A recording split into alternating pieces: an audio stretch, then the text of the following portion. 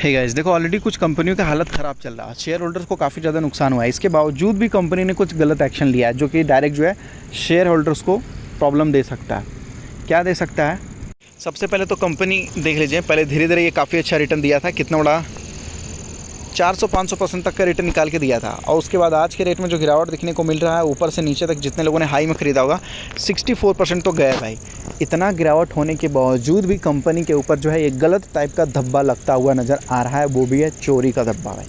अब बोलेगे भाई क्या किसी के पैकेट से कुछ निकाल लिया, क्या किसी के घर में कुछ चोरी किया? नहीं।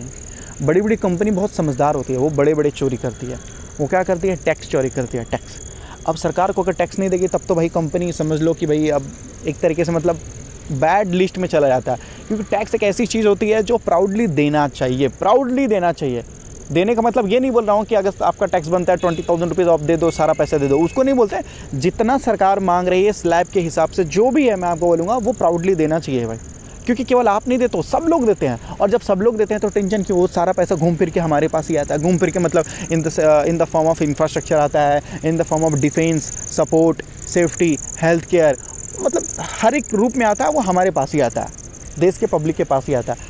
और इस कंपनी ने बताया जा रहा है टैक्स डिपार्टमेंट की तरफ से कि 200 करोड़ का घोटाला किया गया। ऑलरेडी इतना ज़्यादा जो है स्टॉक लॉस में है।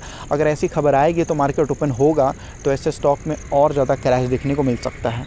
तो आइए थोड़ी बहुत चीज़ों को देख लेते हैं नॉर्मल वे में। लक्स इंडस्ट्री शेयर ड्रॉप 3%, ठीक है। IT डिपार्टमेंट बताया जा रहा है रेड। अब जब रेड पड़ती है भाई तो ठीक है, देखा जाता है, ठीक है ना।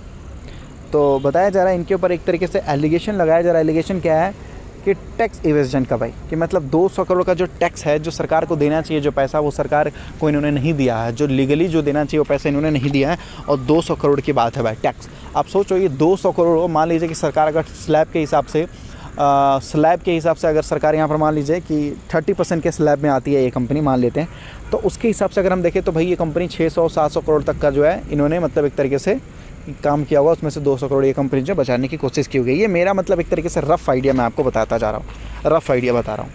और ये लोग बोल रहे हैं कि जिस तरीके से ये लोग सर्वे कंडक्ट कर रहे हैं वहाँ पर कंपनी भी फुल सपोर्ट दे रही है, फुल सपोर्ट दे रही है।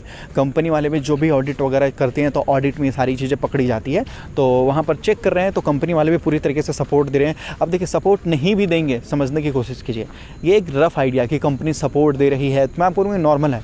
अभी मान लीजिए कि किसी तरीके से आपके घर में रेड पड़ता है, आप सपोर्ट नहीं भी करेंगे ना तो आप कुछ नहीं कर पाएंगे, ठीक है। आप रोक नहीं सकते उनको, क्योंकि गवर्नमेंट से भी आगे है वो लोग। मोदी सरकार भी अगर बोल देगी ना छोड़ दो, तो मोदी सरकार को भी वो लोग बोलेंगे तुम भाई हटो करके, ठीक है। क्योंकि ये इनकम टैक्स वाले बहुत मतलब समझो कि इनके पास बहुत बड़े लेवल की पावर होती है भाई। इनको किसी से परमिशन लेने की ज़रूरत नहीं होती है। थोड़ा सा भी इनको कहीं पर थोड़ा भनक हुआ तो ये लोग छोड़ते नहीं है करके, ठीक है। तो इनको कॉपरेट करना ही पड़ेगा, क्योंकि अगर ये कॉपरेट नहीं करेंगे तो कल के डेट में होगा क्या कि बाहर में ये खबर आएगी कि कंपनी कॉपरेट नहीं कर रही है। इसका मतलब ये है कि कंपनी ने ही कुछ ना कुछ गलती किया है।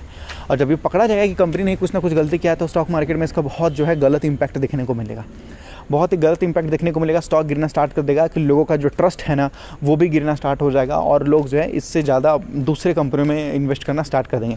क्योंकि इन्वेस्टर जो हैं ऐसी कंपनियों में इन्वेस्ट करना चाहते हैं जिसके मैनेजमेंट जेन्युइन हो और मतलब ट्रस्ट बहुत ज़्यादा हो भाई, ट्रस्ट वाले पे। जिनके पास ट्रस्ट नाम की चीज़ नहीं है, आज टैक्स से रिलेटेड है, कल किसी और चीज़ से रिलेटेड, मतलब शेयर होल्डर के साथ कुछ हो सकता है इस वजह से। और वैसे भी कंपनी की हालत अभी बहुत ख़राब चल रही है।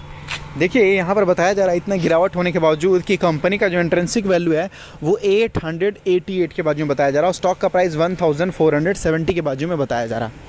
ऐसा मतलब इससे ये पता चलता है कि स्टॉक में अभी और भी कमज़ोरी देखने को मिल सकती है। इसी वजह से मतलब कोई बहुत बड़े बड़े इन्वेस्टर जो हैं कंपनी में अभी एंट्री नहीं लिए हैं बड़े बड़े प्राइस पे, अगर आप देखोगे तो देख लीजिए, ठीक है। तो मतलब इतना गिरावट होने के बावजूद भी स्टॉक थोड़ा महंगा है। केवल एक ही लोगों का मानना है कि आप ऐसे कंपनियों में इन्वेस्ट कर सकते हैं। देखो मैं ये नहीं बोलूँगा कि कंपनी ख़राब है, ये है वो है, मैं बस आपको इतना ही बोलूँगा कि हमारे पास बेटर ऑप्शन बहुत है। मतलब इससे बहुत सारे ऐसे स्टॉक हैं जो बहुत ग्रेट हैं, अच्छे हैं चारों तरफ से। तो फिर हमें एक ही स्टॉक के पीछे माथा अपना क्यों मतलब जो है मतलब अपना दिमाग ख़राब करना है या टेंशन में रहना है। एकदम कूल रहो, अच्छी कंपनी में इन्वेस्ट करो, ऐसा करके। मैं इसको गलत नहीं बोलूँगा, लेकिन फिर भी बोलूँगा कि थोड़ा बहुत मतलब जो है कंपनी में बहुत सारे प्रॉब्लम है, वीकनेस के भंडार पड़े हुए यहाँ पर देखिएगा। स्ट्रेंथ थोड़े बहुत है, अपॉर्चुनिटी थोड़े बहुत है, लेकिन वीकनेस के भंडार हैं यहाँ पर। मतलब कंपनी में बहुत सारी टेंशन वाली बात है। इसलिए मैं आपको बोलूँगा कि एक बार अपने हिसाब से देख लीजिए। और अगर आप स्टॉक मार्केट में नए हैं तो अपना डीमेट अकाउंट एंजल में ओपन कर सकते हो, जहाँ पर आपका डीमेट अकाउंट बिल्कुल free, delivery charges free. Description में लिंक दिया गया है, मिनटों में जाकर अपना डीमेट अकाउंट वगैरह ओपन कर सकते हैं बहुत ही आराम से।